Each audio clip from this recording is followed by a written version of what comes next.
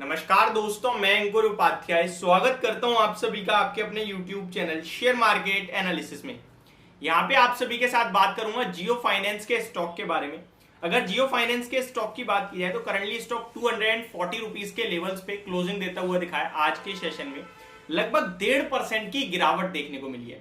Stock continue बीते कुछ दिनों में गिरता जा रहा है, धीरे धीरे करके 266 रुपीज के समथिंग का स्टॉक ने अपना लाइफ हाई लगाया था लिस्टिंग के बाद, और वहां से धीरे धीरे नीचे आ रहा है। देखिए ये वही स्टॉक है जिसपे 260 रुपए पे जब ये दोबारा 202 रुपए से 260-66 का हुआ तो लोगों ने कह दिया ये तो गिरेगा ही नहीं। अंकुर भाई आप मत बोलो कि मतलब आपकी बातों में आ गए तो फिर कभी खरीद ही नहीं पाएंगे, ये तो डायरेक्ट 300 जा रहा है, 400 जा रहा है। देखिए उस समय मैंने आपसे कहा था गिरावट का वेट करो खरीदारी के लिए, और जिन पे है वो बेचना मत। और 220, 213, 202 पे आप सभी के साथ मैं ही था जहां मैंने आपसे बोला जितना खरीद सकते हो खरीद लो, ये शेयर यहां से पैसा बना के देगा। विद इन 5 डेज आपको 20-25% का प्रॉफिट बना। आपने बुक करा बहुत अच्छी बात है, नहीं करा तो अब क्या करें, ये सबसे बड़ा सवाल है। और उससे भी बड़ा सवाल है कि भैया गिरता क्यों जा रहा है, और जो एक्शन था वो एक्शन तो पूरी तरीके से खत्म हो गया है। क्या करें क्या ना करें, इसको समझने की जानने की कोशिश करते हैं। सबसे पहले एक्शन तो देखो हल्का फुल्का चल रहा है अभी भी, क्योंकि वॉल्यूम देखिए आज भी 2.78 करोड़ शेयर्स ट्रेड हुए हैं इस स्टॉक में। कल 3.95 करोड़ शेयर्स ट्रेड हुए थे। 5 दिन का एवरेज 7.4 करोड़ शेयर्स का है, और लगभग 30 दिन का, यानी कि जब से आया तब से ऑन एवरेज स्टार्टिंग में बहुत हैवी काम हुआ है इस स्टॉक में, इसीलिए टोटल एवरेज 7.5 करोड़ से ज्यादा के डेली वॉल्यूम आ रहा है स्टॉक में। अगर मैं कल की बात करूं तो 3.95 करोड़ शेयर्स में से 2.68 करोड़ शेयर डिलीवर हुए हैं। दैट मीन जिसने खरीदा है वो डिलीवरी लेके गया है, उसने इन्वेस्ट किया है। ये चीज आपको एक ही चीज समझाती है कि स्टॉक में लोगों का व्यू पॉजिटिव है लॉन्ग टर्म पर्पस से। इस कंपनी के बारे में पहले मैं आपके साथ बताना चाहता हूं इसका कारोबार क्या है।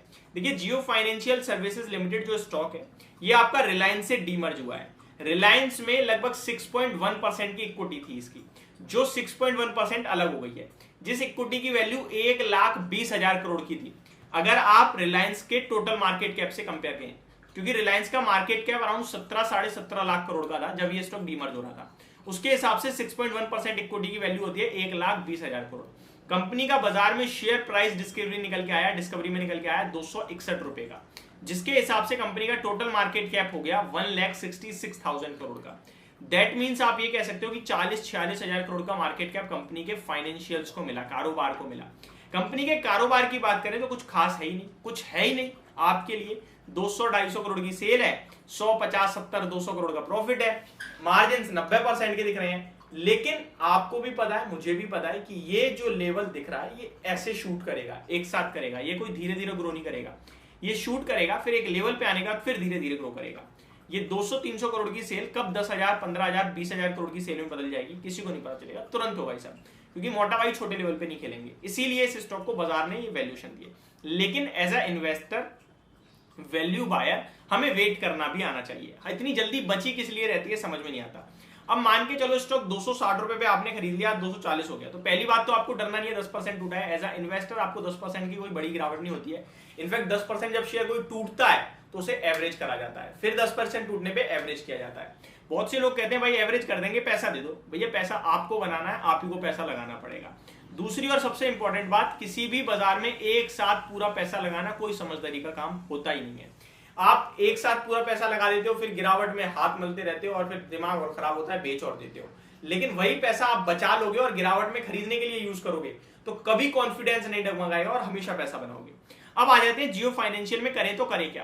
देखिए सबसे पहले तो उन लोगों के लिए बात करना चाहूंगा जिन पे ऑलरेडी है तो अब 240 पे कुछ दिक्कत नहीं दिखती है। यहां से 10 रुपए और गिर जाए 230 रुपए, फिर आ जाएगा एक बढ़िया लेवल जहां से मैं आपको राय दूंगा खरीदारी करने की। जो भी एक्स अमाउंट आपका है, देखो पहले से आपने ले रखा है वो मुझे नहीं पता कितने का है, लेकिन अब जो आगे आप जो भी एक्स अमाउंट लगाना चाहते हैं, एक एग्जांपल 1 लाख रुपए का पहले से लिया पड़ा है, भैया 50,000 रुपए और लगाने की दम रखता हूं, उससे ज्यादा पैसा नहीं है, तो उस 50,000 रुपए में से आप 3 या फिर 4 इंस्टॉलमेंट कर दो। ठीक है, 3 कर रहे हो तो 17 और 16 की कर दो, कोई दिक्कत नहीं है। तो पहला 16 या 17,000 आपका जाएगा 230 रुपए पे, उसके बाद 215 रुपए पे, और उसके बाद 200 रुपए पे। फिर कुछ लोग जब 200 रुपए पे इनकेस गलती से गिर के आ गया तो यहां मुझे ट्रोल करेंगे और कहेंगे कि ये 120 होगा, 160 होगा, 180 होगा। और आपको वहां पे अपना पैसा चुपचाप लगा के बैठना है, कुछ नहीं करना। कोशिश कर लेना एक आध इंस्टॉलमेंट और थोड़ी बहुत डाल पाओ, अगर 200 के भी नीचे निकला तो। नहीं डाल पाई कोई बात नहीं। पहली बात तो मुझे पता नहीं 200 जाएगा 220 जाएगा नहीं जाएगा, लेकिन वो एक ऐसा लेवल है जहां मैं तैयार बैठा हूं उसको खरीदने के लिए।